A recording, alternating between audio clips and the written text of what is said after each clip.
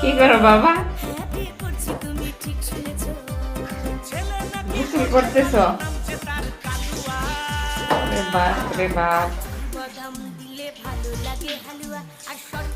তোমার শাশুড়ি কোথায় আছে? তোমার শাশুড়ির বলতে হবে নেন তপর জামাইটাকে নিয়ে যান। তপর মা কোথায়? ডাক দো। হ্যাঁ নিবে ওইসে তো শরীরে পানি দাও। হ্যাঁ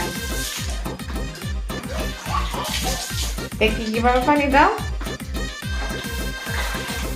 ওইতে বাড়া আর কত? তোমার শরীরে পানি দাও। হ্যাঁ মাথায় দাও। হ্যাঁ আর তোমার গোসল শেষ?